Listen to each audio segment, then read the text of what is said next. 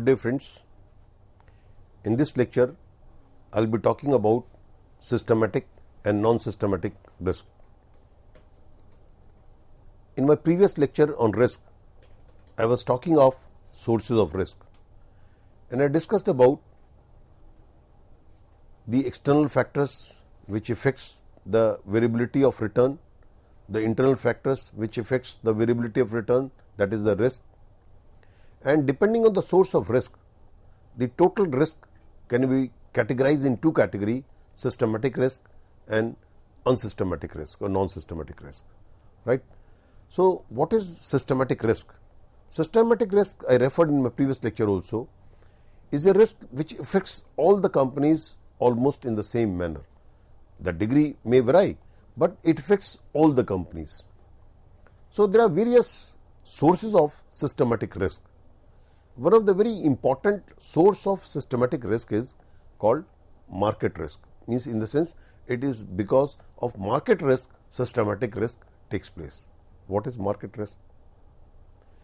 As you also may be aware that in the stock market share price fluctuates very frequently. Even if you see within the market time, that is in India after 9:15 to 3:30 is the trading time in the stock market from Monday to Friday. Even in these working days the share price fluctuates on an hourly basis, minute by minute basis the share price fluctuated.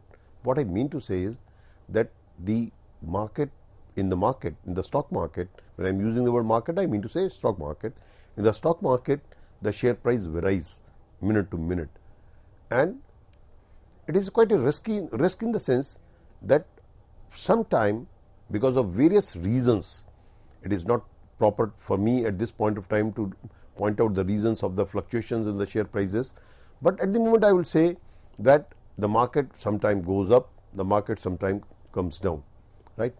So as the market fluctuates the price of all the shares gets affected. Some share price comes down to less extent, to a lesser degree. Some share prices get affected to a higher degree. Like if I generalize it, normally in the stock market, when the stock market falls, when I am saying stock market falls means the index, I am referring to index, and we have discussed in our previous lectures what the Sensex and the Nifty means and what the index, the stock market index means. When the index falls, the Sensex falls and the Nifty falls, means Nifty is a index of the share price of the NSE, National Stock Exchange, the largest stock exchange of this country, and the Sensex is the index of the Mumbai or say BSE. These days we call it BSE. So when the index, this Sensex or the Nifty falls or the stock market price index falls, it affects all the companies. But the companies, normally we say the large cap companies, like I am not naming the company, but large companies having large market capitalization, the price of those companies fall less, but the small and mid cap shares having smaller market capitalization, normally it is being observed that in a situation when the stock market, the index falls, the fall in the small and mid cap sector is greater as compared to the fall in the large caps. What it means is that when market falls means there is a market risk, because market keeps on fluctuating. When market keeps on fluctuating, so is the share price. So when the market falls, the share price falls. When the index falls, share price of all the companies get affected by it. Suppose we say nowadays in India the stock market is booming. For the last 1 year the stock market is booming. When there is a situation when the stock market is booming, the share price of most of the companies goes up. Some on the basis of its real financial strength, some even not on the basis of its financial strength, because the stock market is booming, the share prices are going up, so it have a positive impact on the share price of all the shares. What I mean to say that there is a market risk because the market fluctuates. If I talk of company X, even if the company X is doing good, is going well, the prices, profits are increasing, the management is good, the corporate governance level is high, the sale level is increasing. But if the market falls, normally the share price of such companies also falls despite good performance by the company. What it means is that the share price, because why do investors invest in the stock, in the equity? They invest for capital appreciation, they invest for dividend, they invest for the capital appreciation that the stock price will go up. But if the stock price falls, means the market falls, the Sensex falls, the Nifty falls, right? So then it is great likelihood that the share price of the other the companies which are doing good, they will also fall. So it is called market risk. And normally it is being observed 3/4 of the risk is because of the market risk. That is market risk. Again I am saying market risk means risk associated with the fluctuation in the share price of stock markets. So if the share price falls, the stock market, the index falls, the Sensex falls, the Nifty falls, it affects all the companies. The degree of fall may vary from company to company. As I just said, normally large cap companies, like if I name like say HDFC Bank, HDFC, State Bank of India, for that matter Hindustan Unilever, Colgate, Reliance Industries, these are called large cap companies. These large cap companies, the degree of fall is less as compared to the small companies, right? Companies having smaller market capitalization. So it arises due to the tendency of the stock prices to move collectively. As I said, they all affects, all share prices are being affected, right? So affects all the stock together. Like if the market is declining, then the price of all the stock will go down. Now this is called market risk. The other risk is called interest rate risk. Friends, this is very important. You must understand what is interest rate risk. Interest rate risk means when the rate of interest in the market changes, it affects the securities, the financial assets. And by and large, the interest rate risk affects bonds to a greater extent, or fixed income securities to a greater extent as compared to the equity. But let me start with the first, bonds. What is interest rate risk? If you ask me what is interest rate risk, I will say risk associated with the change in the rate of interest in the market. As we all know that rate of interest in the market, when I am saying market doesn't mean stock market, I am saying in the economy, in the country, globally, right? They keeps on fluctuating. These rate of interest keeps on fluctuating, and bond prices and market rate of interest has inverse relationship. When the rate of interest increases, bond prices falls and vice versa, right?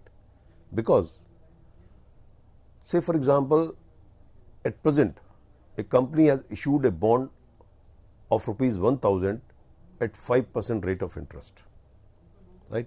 So if it has issued the 5% rate of interest, it means, and the bond is of 10 years, it means for 10 years the company will keep on paying 5%. So 5 rupees interest on a 100 rupee bond and 50 rupees interest on a 1000 rupees bond if the rate of interest is 5%. Suppose the rate of interest in the market goes up from 5% to 6%. So if it increases to 6%, an investor who has invested in the 5% bond, and if we want to sell this bond, no investor will buy this bond for 1000 rupees, because the new investor would like that the return which he or she is making on this bond, the investment which he is making should give him or her at least 6% yield, interest yield, right? So if it gives 6% interest, the investor will be ready to buy this bond of 5% rate of coupon rate of interest at a lesser price of 100 or 1000, whatever the par value of the bond is. What it means is that if rate of interest goes up, the bond price comes down, and vice versa. If the rate of interest comes down, right, the same 100 rupee bond or same 1000 rupee bond which is having a coupon rate of interest of 5%, if the rate of interest falls to 4%, the investor will be ready to pay more than 100 rupees on a 100 rupee bond, or more than 1000 rupees on a 1000 rupees bond, right? Because what the investor wants is, if the rate of interest falls to 4%, he or she wants that the bond must give him or her a 4% yield, right? Interest yield. So what it means is that as the rate of interest fluctuates in the market, right, so will be the bond prices. It means the change in the rate of interest is going to affect the bond prices. As I said, the rate of interest affects, the change in the rate of interest affects more bond market than the equity market. So let me talk of this. So it refers to the variability in return. I am talking of the interest rate. It refers to the variability in return caused by change in the market interest rates. So it affects mainly the fixed income securities. The bond prices are negatively related to interest rate. I have already explained how it is negatively related. An increase in interest rate result in a fall in the bond prices and vice versa. Means if the rate of interest increases, the bond price will fall. If the rate of interest decreases, the bond price will increase, right? Like now let us understand this with the help of an example which I was referring to, 100 rupee bond at 5%. Now let me take this example.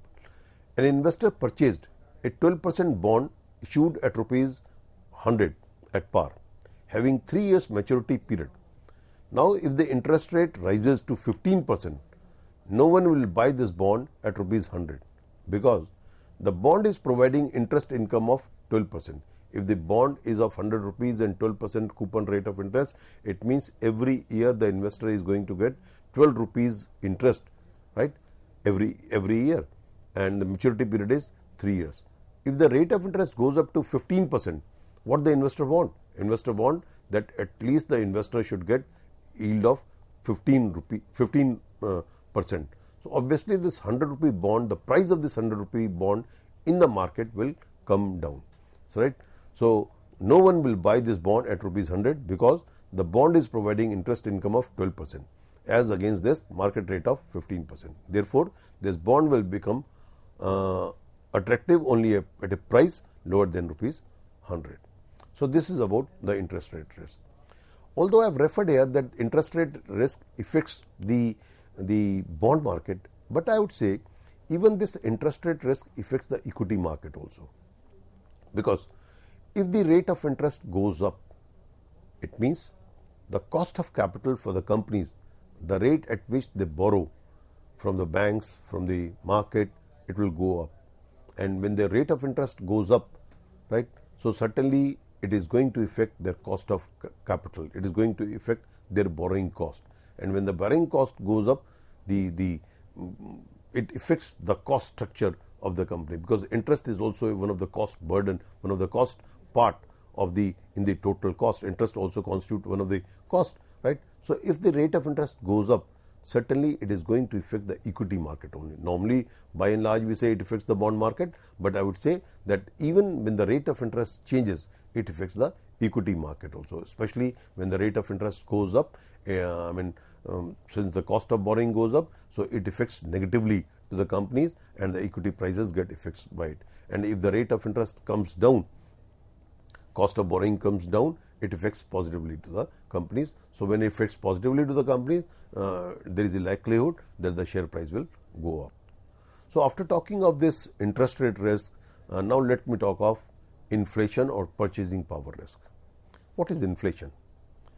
When there is a continuous and persistent increase in the price of the commodities or whatever you call it, price increase in the price level in the economy, we call it a inflation. So it refers to the risk that inflation will undermine an investment's return through a decline in purchasing power. See, there is an inverse relationship between value of money and the price level. As the inflation takes place, the value of money decreases. If the inflation means if the price level comes down, I will not call it inflation. If the recession takes place, or so, there is a situation when the prices comes down, right? So the value of money increases. So we say price level and value of money has inverse relationship. When the price level goes up, prices goes up, the value of money decreases. With the same amount of 100 rupees, say for example, let me take a very simple example. If the price of milk is 50 rupees, right? So with 100 rupee note, 100 rupees, you can fetch 2 liters of milk. If price of milk increases from 50 to 60 rupees, with the same 100 rupee, you cannot buy 2 liters of milk. Means your purchasing power of this 100 rupee note decreases, right? So it means the price level and the value of money has inverse relationship.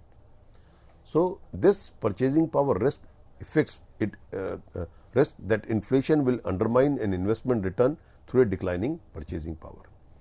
Income received from an investor will not be worth, as I have just said, as much in the future because of a decline in the purchasing power due to inflation or rising prices. With the same 100 rupee note, you cannot buy, earlier you used to buy 2 liters of milk, now you cannot, since the price of milk has gone up from 50 to 60 rupees, now with the same 100 rupee, you cannot fetch 2 liters of milk. It means your value of money had decreased with the increase in the price levels, rising prices. It affects mainly the fixed income securities because return from these securities is fixed in nominal terms. Like if a bond of, again the same example I will take, 1000 rupees is being purchased of a 6% rate of interest, it means that this bond of 1000 rupees is going to give you 60 rupees interest per annum, right? So 60 rupees interest means, and if the price rise goes up, the value of this 60 rupees will come down. If it is a 10-year bond, year after year, the company or the issuing company will give you 60 rupees as interest on a 1000 rupees bond if the coupon rate of interest is 6%. Now inflation is taking place, right?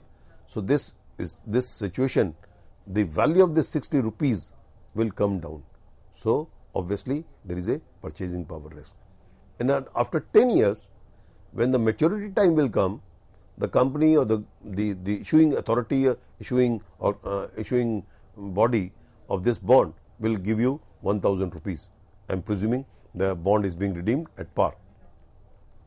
So in a 10-year period, if the inflation has taken place, this 1000 rupees which you are going to get back, the value of this 1000 rupees will not be the same which was the value at the time of your making the investment. So there is always a inflation or purchasing power risk with any of the investment which you make, right? So means especially it affects the bond market, but even in the equity market there is a inflation risk, because inflation is a situation where the prices goes up, and in normally if there is a consistent inflation, the rate of interest also goes up in the market.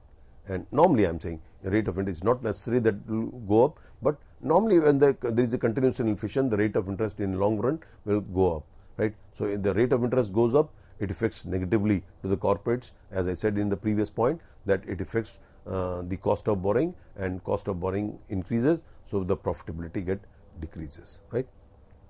In one sense it is negatively for equity market, in one sense it may be positive also. Says when the inflation takes place, all the corporates which have high level of inventory, the price of that inventory will go up, and thereby making profit out of that inventory. So means equity market is also not remain unaffected. Equity market is also being affected when the prices, when the profits of the corporates goes up, the share price goes up and affects positively. If the profits of the company comes down, it affects negatively. So inflation also affects to some extent to the equity shares also. It affects more directly to the bond market, but it affects indirectly to the equity market also. The other is called exchange rate risk. Friends, all these risks, whether it is a market risk, whether it is a interest rate risk, whether it is a inflation risk, now is exchange rate risk, these are all systematic risks. Means it is not affecting the individual company as such, it is affecting all the companies, right? So the effect may be less depending on the nature of the business, depending on the nature of the industry, but it affects all the companies. Now let us understand the exchange rate risk. So it arises due to fluctuations in the exchange rate of currencies. It affects mainly the securities of those firms that operate across different countries line MNCs. Means the companies which are multinational companies, or companies which depend mainly on imported raw material, corporates which produces for export purposes, right? So as the currency increases, as the exchange rate changes, fluctuates, it directly affects the profitability of the company. All those companies which are export oriented companies, right? If the rupee depreciates and the dollar appreciates, it affects on an immediate basis, it affects the profitability of the company. It makes a positive impact on the profitability, because by and large their income comes in dollar terms. Like say for example, IT services. All these companies which are IT companies like TCS, companies like Infosys, SCL, Wipro, these whole host of companies which are IT services companies, right? These companies gets benefit if the dollar, because their income is mainly export income. They're exporting, they're providing their services to the many multinational companies. Many companies are operating outside India, right? So in the Europe, American companies. So their income is in terms of dollar.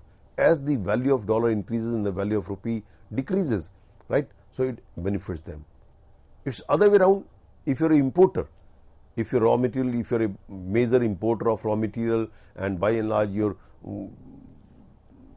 import bill is very heavy, right? It affects negatively to the company, because if the dollar appreciates and the rupee depreciates, for buying same raw material, because you are paying in terms of dollar, you will have to pay more in terms of rupees.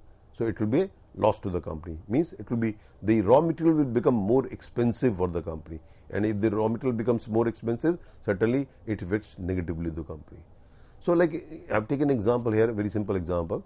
An importer who imports $100 worth of goods every month will lose rupees 200, right, if the rupee depreciate from $72 to $74, because earlier you are paying, if the rupee depreciate to 74 rupees, and earlier the price was $1 is equal to 72 rupees, now the price is $1 is equal to 74 rupees.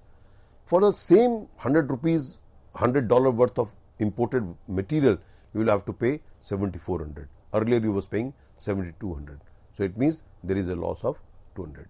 So this is called exchange rate. What it implies is that as the exchange rate fluctuates, it affects the company's profitability. So this is called exchange rate risk. So friends, this is all about systematic risk. Now let me come to the unsystematic risk. I was saying, and let me repeat again, systematic risk affects all the companies, right? The level of effect, the level of impact, I will say, may be to some degree less. As I said, say exchange rate risk, the companies which are more in the import of raw material, which are major importer, right? So they are negatively affected if the dollar value of the dollar increases and rupee decreases. It means if the currency value depreciates. But as far as the exporters are concerned, it will be affected. It doesn't mean that it will affect only one IT company, it will not affect the other company. It will affect all the companies which are in the export business. It will affect all the companies which are in the import business. If there is a inflation in the country, right? So this inflation will affect all the companies, right? So this is basically systematic risk. Now let me talk of unsystematic risk. Unsystematic risk is corporate specific, company specific. It is mainly because of internal factors, right? So caused by factors which are internal and specific to a particular company. It influences a single company or a small group of company. Does not affect the entire stock market. It, as I am saying, this unsystematic risk is company specific. It is not affecting the whole stock market. It is affecting a particular company or a group of company, or at the most you may say the industry. It can be eliminated by an investor by holding a portfolio of securities, also called diversifiable risk. See, unsystematic risk cannot be avoided by diversifying your investment in different equity shares, right? But as far as the unsystematic risk is concerned, it can be minimized by diversifying your shares, diversifying your investment. Means you are investing, I am sticking to equity market, right? So if you are investing in a number of securities, if you design your portfolio in such a manner which represents different companies, which represent different industry. You have shares of cement industry, you have shares of FMCG companies, you have shares of IT companies, you have shares of banking sector, you have shares of different sectors and different companies. This unsystematic risk can be minimized. So, it can be diversified by having a portfolio of shares consisting of large number of securities. It includes business risk and financial risk. So, what is business risk? It is also known as operating risk. It arises due to the presence of operating cost. What is operating cost? Level of fixed cost in the cost structure, because fixed costs are to be paid irrespective of the firm's earning. In times when the sales is declining, higher fixed cost might result into losses of the firm, because see, fixed cost you will have to pay even if the sales level is high or sales level is low. So, if in a business like those companies which are highly capital intensive companies, by and large the work takes place through machines. So, you have made heavy investment in those machines, the large amount of depreciation takes place on an annual basis, the most of the costs are fixed cost. So, in these companies, even if when the sales are down, when there is a recession in the economy, it affects business to a greater degree, right. So, this is called basically the business risk because of operating cost, heavy operating cost involved. So, it measures by degree of operating leverage. Degree of operating leverage measures the change in operating profit due to the change in the sales, right. So, percentage change in operating profit EBIT divided by percentage change in sales. This is degree of operating leverage. On whenever this degree of operating leverage is greater than 1, we say the level of risk is high. So, higher the degree of operating leverage, greater will be the business risk of the firm. So, some other sources of business risk are labor unrest, effective management, and these things are your risk. So, friends, this is one, and the other risk is the last in the risk in this category is the financial risk. The financial risk means it is something related to the balance sheet. It is something how you have designed your capital structure. If in your capital structure the fixed means debt securities are more, it means there is a higher degree of financial risk involved, because if you have more of debt capital, you have issued debentures, you have issued bonds, you have borrowed from the banks and the financial institutions. So, on debt financing you have to pay a fixed rate of interest, whether your profits are more or less, means or not profit, your sales is high or low, you have to pay that interest.